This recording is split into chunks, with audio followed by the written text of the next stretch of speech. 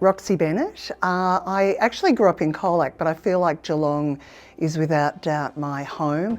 I went to uni here at Deakin, went away for a few years and decided to get into radio, which I then did, funnily enough, back in Colac. That was quite by accident.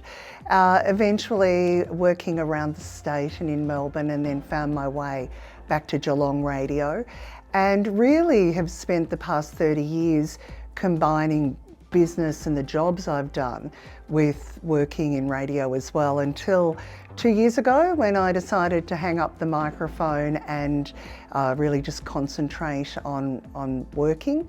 My work has predominantly over the past decade or so been in my own business, Plan.it Roxie, a little boutique agency. We took care of, initially it was always just going to be events, but then found that people wanted more than that. So marketing, PR, communications, all of those kind of things, community relations, stuff like that. That was really cool, and I absolutely loved running my business, but then got an opportunity with one of my clients to jump on board with them, an opportunity I took up. It didn't quite work out how I think any of us had hoped, but you know, you've got to take a chance in life, I guess. So I took that chance, didn't quite pay off. And then when that ended last year in 2023, I started working with Greg Lake, an amazing young man who runs his own boutique consultancy firm, and I've been working with him for about the past year, doing community engagement and working with the company, but also with his clients as well. Lake Advisory is a boutique consulting firm. They operate right across or up and down the eastern seaboard with offices in various locations, Melbourne and Sydney predominantly. The area that I worked in was where you really need to talk to your community or your stakeholders about what's important to them, and my role was to really find out what stakeholders thought of the different changes or what might be happening, and then be able to provide a report back on that. I've absolutely loved running my business throughout the region, or in Geelong and our region. I still do operate it a little bit on the side. I still have a few clients that I work with. It's so wonderful when you're working with people who are themselves running their own businesses here in Geelong, where you're helping to build their brands, where you're putting them front and centre, whether it's in events or in their marketing. I've really loved being able to do that. I think the thing that means more to me and gives me the greatest joy out of the work I do is that building of relationships. The interesting thing about Geelong, I know that for people who are new to the region, they see it as this big place, but ultimately it really does still have a kind of small town vibe about it. And what I love about that is that it really does come down to relationships. It's not like you can come into our region and rip people off or not treat people well and think that you're going to be able to operate in that manner. That's the sort of stuff, that's more cutthroat kind of way of operating businesses is what you might see in, say, metropolitan areas or other places. But in Geelong, that just doesn't roll. And I think that, I love that, because I know that if I say to a client, this is what I'm going to do for you, then they know they can trust that. So your integrity is so important in the way that you operate. And it really is about those relationships that often last well and truly beyond when the contract finishes. So that's the part I love about it. I have to say that, like anybody coming into the region and starting a business, I really get this, it would be very difficult initially if you don't know people and you don't have that kind of network around you. And that's where, in fact, the Geelong Chamber of Commerce absolutely 100% comes into play. I know that when I first started my business, all those years ago, more than, like 12, 13, 14 years ago, I joined the Chamber. It was the first thing I did. I also became a sponsor. That was one of the first things I did as well, to increase my exposure. And also it gave me an opportunity to meet more people. I eventually then joined the board and was on the board for a number of years. And that again allowed me to build my network. I think that for me, it was the thing that actually not just helped me start my business, but helped make my business a success, and really in a way gave my business credibility.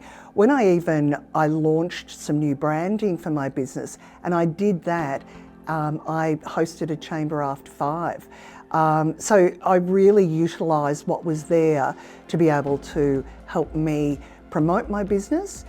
And I would say to anybody starting their business, this is absolutely what you need to do. Even smaller businesses that maybe couldn't afford to do some of the things that I did, just by going along to After 5s or taking the opportunity to attend any of the events or any of the activities that the Chamber auspices, gives you an opportunity to meet other people. We all know that we're all there to talk to each other about our business. So everybody's open to it. It's not like, nobody wants to hear about what you do. In fact, quite the opposite. And the other piece of advice I would give is make sure that if you're seeking something from someone, what can you give back in return? So it's about building those mutually beneficial relationships. And I think that's why the business network and the business ecosystem in Geelong is so effective, because we have built these really mutually beneficial relationships with each other. That results in a win-win for everyone. And I think that's what's really unique in a way about doing business in Geelong, and it's the way we kind of roll, which is a great way to roll. Another thing I would absolutely give as a piece of advice to anybody in the community in business is get involved with your community. I've very conveniently put a Barwon Health Foundation poster or banner behind me, but in actual fact, we're in their building at the moment. I'm a director on the board of the Barwon Health Foundation, and I've just been in a meeting, and this was a great spot to have our filming. So I guess what I would say is get involved with your community and give back to your community as much as you can. With the Barwon Health Foundation, I've been involved for a number of years, and why I wanted to get involved with this particular organisation was because of the amount of services that I've accessed through Barwon Health over the years, including one of my children being born here.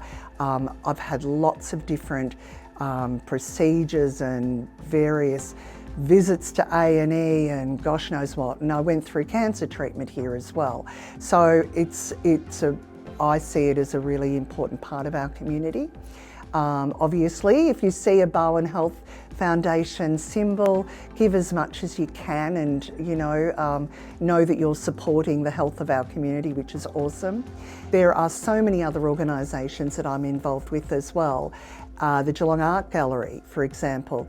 But all of these organisations, whilst I can use my skills to help them, they're also providing an opportunity for me as a local business person to connect in with other people, share interests, and also, network, I guess. So again, it's about mutual benefit.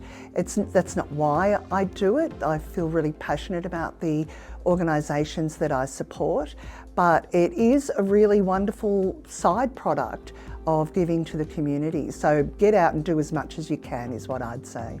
I guess if I could say anything, I'm just so proud of what I've been able to contribute over the years, and still do contribute.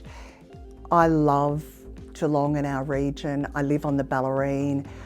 I am so passionate about our people here. I'm passionate about our First Nations people and the amazing generosity that they have towards us to be able to live on their beautiful Wadawurrung land. I feel really grateful for what this community has given me and the support that I've received as well.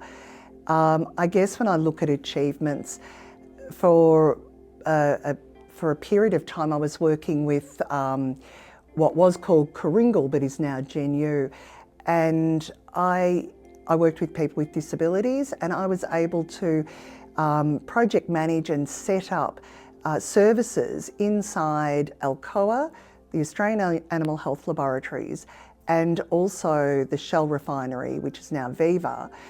And we had people with disabilities working in those environments and were part of the teams there just like anybody else. And to be able to achieve that and see the pride that they had in the work that they did, those workers, but also to see how having people with disabilities working alongside you made the people who worked in those facilities, I don't know, feel better about where they worked. Like again, it was just mutually beneficial. So I think I was really proud of what I achieved when I was with Coringal. There's lots of things, I guess, that I've done professionally that I'm really, I was really proud of. But I guess probably the last couple of years on radio they were really important to me as well. It was during COVID, Daryl Reader and I were doing the drive show on Bay 93.9, and most days we would drive into work, there was no one around. These were during the lockdown, months of lockdown. And sometimes, we'd be on air and we were the only people that the people who called in spoke to all day. Daryl and I would drive into work. There'd be nobody on the roads, there was no one around. It was during the lockdown months. You'd arrive, you'd go into the studio, it'd just be Daryl and I, and we would talk to each other, but we were also talking to our community. And a lot of people who rang up were people who were on their own, who weren't seeing anybody, and we were pretty much the only people that they kind of communicated with all day. And I think that for us to be able to bring some light and shade into their lives, some positivity, some fun, some music, and just keep them up to date with how the world was going was an important thing that we did. If I look into the future, I guess that I hope that a lot of the things I thought might be achieved in my kind of lifetime do come to fruition. A lot of those things are around inclusiveness, seeing more women really achieve at the highest level, I think is really important. I would love to think that our diversity, our wonderful diversity in our region of races, cultures, abilities, beliefs, everything is really embraced. I think having the NDIA in town has really helped that as well. I'd really love to see more inclusiveness, and I'd love Geelong to be seen as, the inclusive capital of Australia. I would love, if I could have a wish list, I would love to see all of the street names given their First Nations name, so given the Wadawurrung name. I know we're not going to necessarily change Geelong to Geelong, but I think wouldn't it be great to really celebrate all of that a bit more, and again show the rest of the world that we embrace who we are, and that's 80,000 years of history that we've got right here. I think the future to me looks really bright.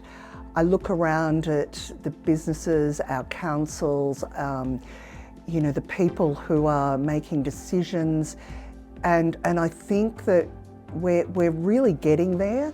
We're really proud of who we are, and in tough times there's one thing that we know about Geelong. We know how to pick ourselves up, dust ourselves off, and move forward and become better than we ever thought we would be. So I'm really positive for the future, and I know that I'll have grandkids and great-grandkids, and who knows, living here in the future. And I'm really pleased about that. I'm Roxie Bennett, and if you would like to connect with me, please reach out on LinkedIn. I'd love to connect up. If there's anything you'd like to chat to me about, feel free to again reach out. I'm happy to share as much of my knowledge as I can and help you be the best you can be as well.